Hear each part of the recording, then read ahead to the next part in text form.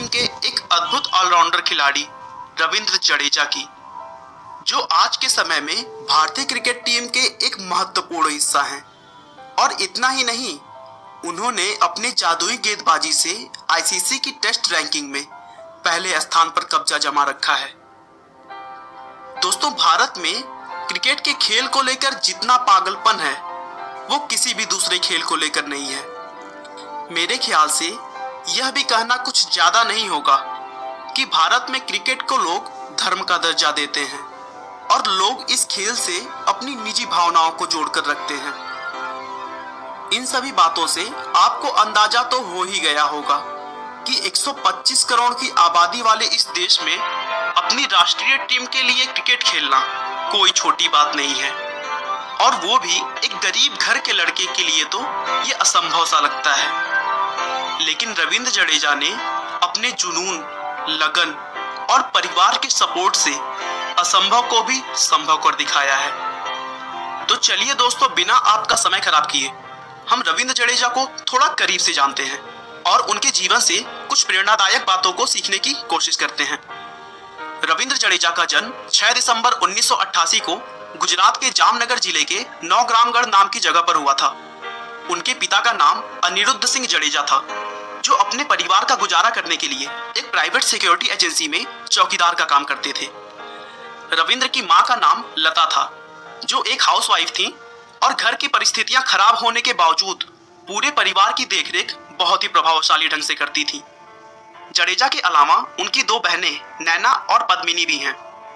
दोस्तों, जडेजा को क्रिकेट का शौक तो बचपन से ही है, लेकिन भारत में ये तो बहुत ही आम बात है, क्योंकि हर गली में सैकड़ों बच्चे तो क्रिकेट खेलते दिखाई दे ही जाएंगे।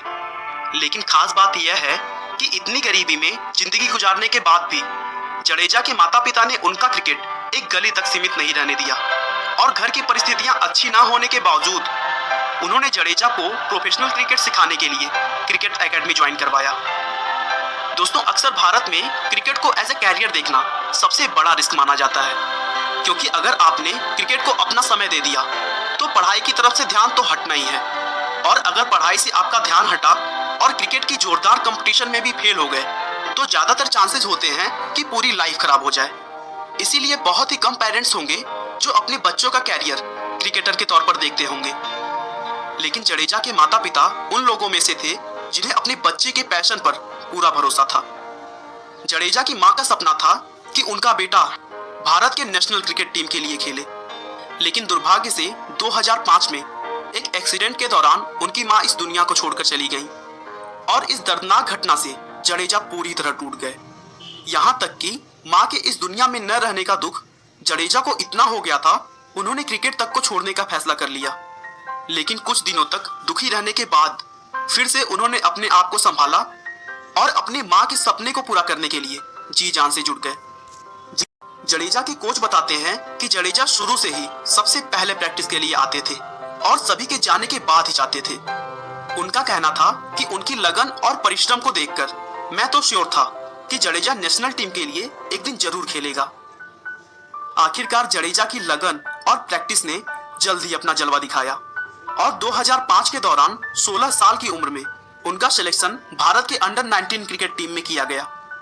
उसके बाद अगले ही साल श्रीलंका में होने जा रहे अंडर 19 विश्व कप के लिए उन्हें टीम में खिलाया गया, और उस विश्व कप में भी उनका परफॉर्मेंस काफी अच्छा रहा।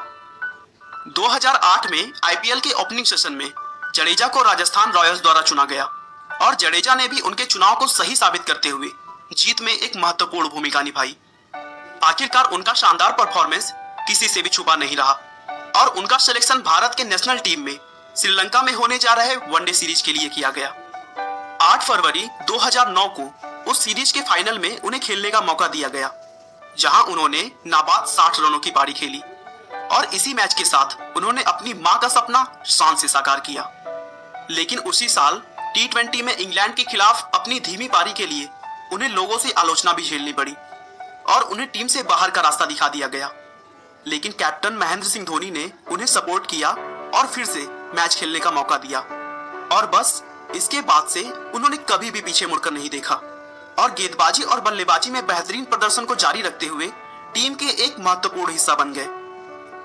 दोस्तों, अगर जडेजा की पर्सनल लाइफ की बात करें तो 17 अप्रैल 2016 को उन्होंने मैकेनिकल इंजीनियर रिवाबा सोलंकी से शादी की। दोस्तों, रविंद्र जडेजा एक ऐसे बैकग्राउंड से थे जहां पर क्रिकेट में कैरियर बनाने का सोचना भी एक बहुत बड़ी बात थी, लेकिन उन्होंने अपनी लगन, परिश्रम और सकारात्मक सोच से असंभव को भी संभव कर दिखाया।